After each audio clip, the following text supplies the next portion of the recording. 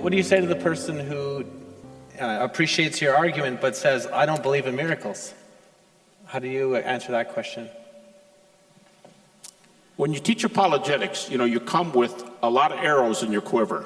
You have a lot of weapons. I would come back with, I always count my responses. I would say 1, 2, 3, 4. So later when the person forgets everything you said, they remember you got up to 10. Because you think, I forgot what those are, but he said 10 things. That's a lot of stuff. So I would make several comments, and I love that question because a lot of guys say, your argument here is pretty cool. If there were miracles, but there aren't any, so your miracle stinks. Your argument stinks. Okay, here's a couple ways you can go about it if someone asks you that. Here's response number 1.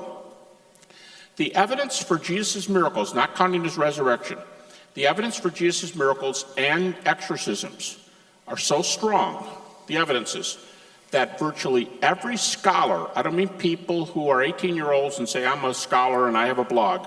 I'm talking about people who paid the price, who have terminal degrees, who publish peer-reviewed articles and have positions in organizations that are, accredited and so on. You can probably count the people on one hand who don't believe that Jesus is a miracle worker or an exorcist. That's how good the evidence is. Marcus Borg, the co-founder of the Jesus Seminar, gives 3 reasons how we know Jesus is a miracle worker. Okay, I'll just stop right there. If Jesus is a miracle worker, then that's the milieu, that's the surrounding. Did you guys catch that was a French word? I just thought I'd throw that in there, milieu. That's this kind of surrounding from which you want to get a resurrection. If he did other events, which we call miracles, then why are you so surprised about resurrection if he's already opened up the door by doing other miracles? That's one response. Response number 2, if you folks have not seen the 2-volume work by Craig Keener, how many of you are familiar with the 2-volume work by Craig Keener on miracles? A lot of you. If you folks are interested in talking to your friends and neighbors, this needs to be on your shelf. It's already become a bit of a classic, and it's only been out for a year and a half. It's 1,100 pages by one of the sharpest New Testament scholars today, and he documents he doesn't even know the number. He and I were just lecturing together down in Alabama a couple weeks ago, and he does not know how many he's got in the book, but he's probably got more than 1,000 miracle claims in the last 20 years. And now some of them are just stories. I heard from this missionary in Africa who did this and did this. But a lot of his are pre and post CAT scans, MRIs, X-rays. Pre and post. And some of these are so incredible, you'll read it and you go, I don't believe this.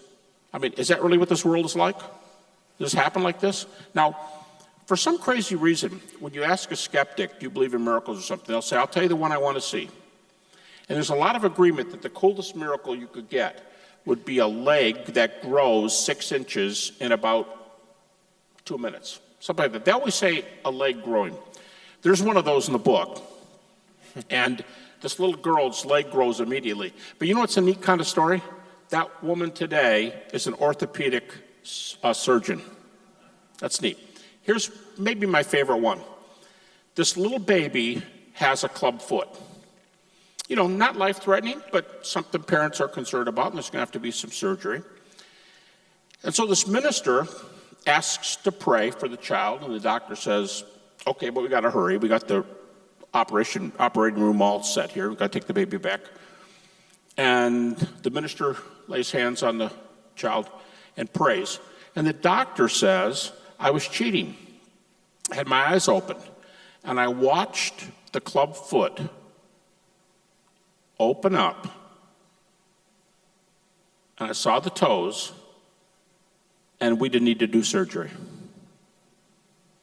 Now, what do you do? If you have pre and post photos, a Russian woman had to have her spleen removed for medical reasons. They're all over the world. The miracle claims are all over. She had to have her spleen removed. Church is praying for her, no infection, she's okay, she's healed. She goes in for a post-op checkup. She has a spleen. They took it out, but she's got a spleen. There's another little story like that of a baby who had to have a kidney removed, went in for a post-op checkup, has 2 kidneys. Some of these are wild.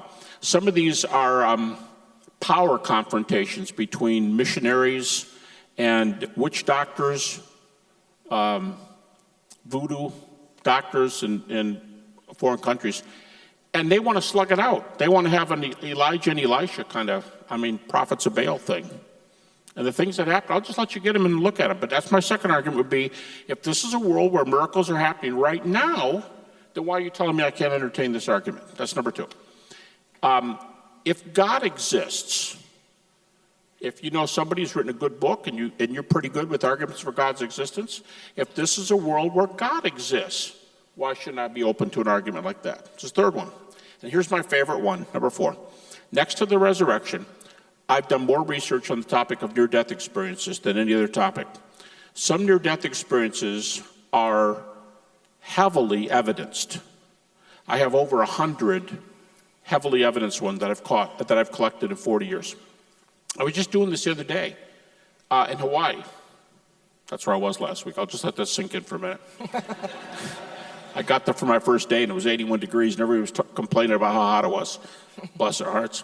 Anyway, and a woman came in and stopped me and she said, I'm a surgical assistant and I was in the operating room lately and this woman came too and she was repeating things that people were saying out in the hallway where she couldn't possibly have heard them.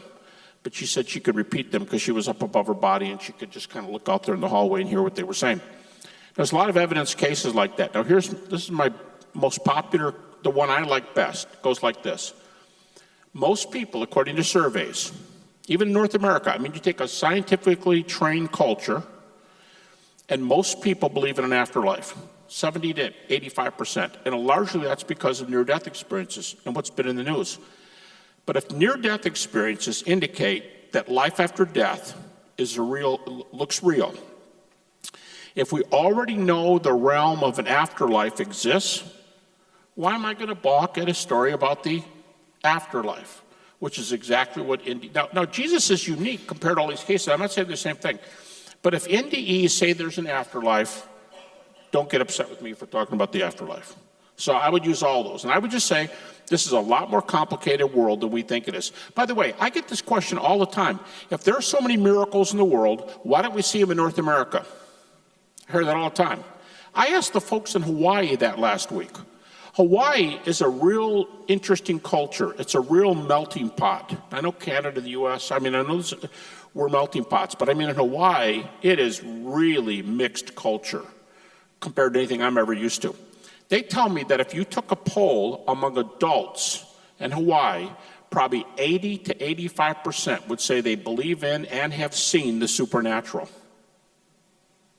So maybe we're just in the wrong place to answer this question. Maybe just because we think that because I don't see it in my world, it's not anywhere. Well, go check it out somewhere else. Hawaii's not a backward nation, but they've seen this stuff. Not a bad place to do research either. Not a bad place.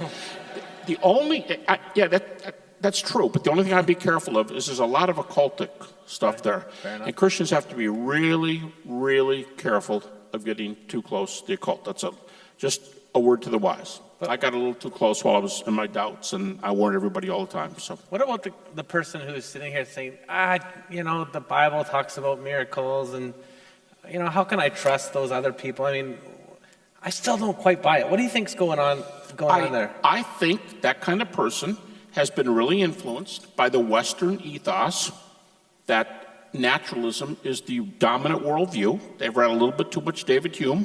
I've been influenced by David Hume. I did part of my doctoral dissertation on David Hume. He's probably the most famous philosophical skeptic who ever lived. And since I've not seen it, that's kind of what we go by, right? Because I've not seen it, it's probably not true. Well, it's a very bad scientific sample, a sample of one. In a recent survey, secular survey, 70% of the doctors surveyed said they believed in miracles. And then when asked, have you ever seen a miracle among your patients? 40% said yes. Wow. 40%. I'm just saying it's a different world than the ones that we think we've seen sometimes. I think this is a world where, I mean, wouldn't it be cool if Narnia really existed? That'd be cool. Maybe it does. We call it heaven.